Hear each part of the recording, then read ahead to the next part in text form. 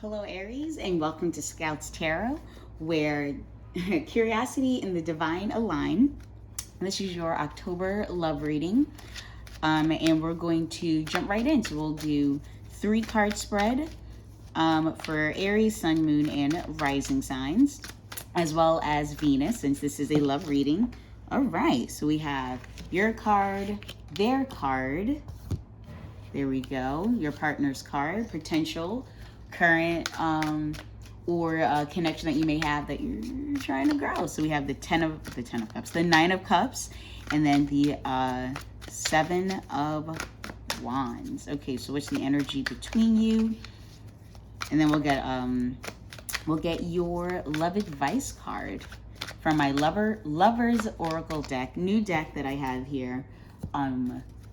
Just happened to be in New York City, and I went to my favorite spiritualist store, Namaste, in Union Square, and they have like a metric ton of like tarot and oracle cards, and it's like that quantity issue of like, okay, so which one should I get, and how should I feel about this? And I have an Aries moon, and I leaned into what created a passion, what stirred for me in the Lovers Oracle deck. It just spoke to me. I was like, oh my God, this is it.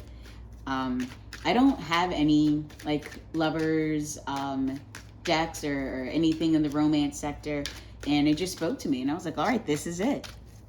So 9 of Cups energy, that is, sign of, to me, it's like the Thanksgiving card. Like everybody has a seat at the table.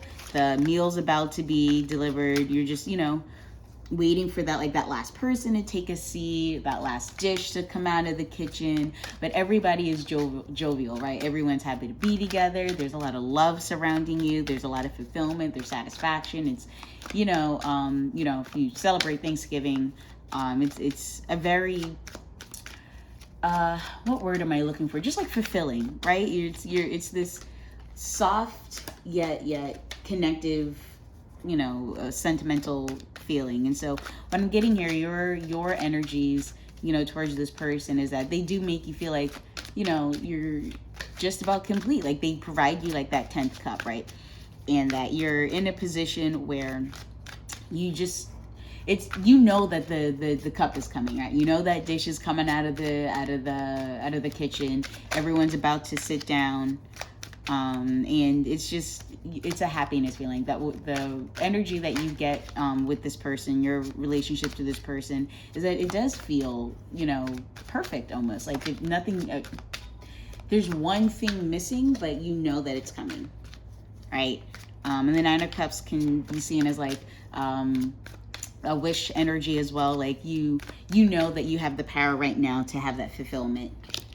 Okay, so we got your 3rd card, which is the energy between you. So almost like, this is meant to be. You feel like you're right there. You're about to manifest it. Like maybe you have a date coming up, and it's kind of like, this is the date where you guys are gonna, you're gonna seal it. And you're gonna be like, okay, so like we're in a relationship, or you're in a relationship, and you're kind of like, you're waiting for the proposal, so to speak. Like you're right there. And so now we look at the energy from your partner, and this is the 7 of Wands energy. So 7s can represent like, a balance almost. It can represent, having a opposing energies, but Wands represent passion, right? It represents the fire that we bring to our lives. And I feel like the energy that this person may have, towards your relationship, is that it's kind of like an option situation, right? Like you have all of these, moving pieces, right? The 7 of Wands is trying to like master the situation that you have here, where it's kind of like you have connective tissue here. So maybe you connect, the books that you read, the people you hang out with, the ways that you express your love, how you communicate with one another. That it's just a matter of like finding that particular, wand, I guess, in the situation, that thing that you connect with, and then just kind of aligning with it, right? So I feel like for this person, they may have had like several different kinds of connections, and for them, it may just feel like everything, it's just a matter of like, what do you feel like connecting on that day? That it may feel like, this is, not that it's a challenge, but every time they connect with you on something, it's another like, wow, this is also a really good wand, or wow, this is another great way to connect. This is another, fulfilling or inspiring thing about this relationship. Which it does to me, it feels like their flexibility or their ability to operate, in the relationship may give you that feeling of like, oh, well, see, they fit this piece. I know that whatever I need, they're going to be there to fulfill it. Which then brings us to the energy between y'all, which is the Seven of Pentacles energy, which is about like that investment, right? So we have fulfillment, we have passion, and now we have stability, foundation. The energy between you guys is about like, building for the future. It's like you planted your crops and now you're watching them grow. Like this has, your relationship, Aries, has taken time, which, that's generally a good thing. The more time you have with another person, the more you guys can figure out where you align, what works for you. And I feel like the energies between you guys here, because it's built on passion and fulfillment, that you're seeing the the water and the sunlight allowing your investment to grow.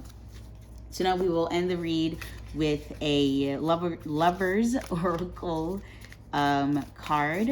So this is my first time at reading with these cards, and all right, beautiful.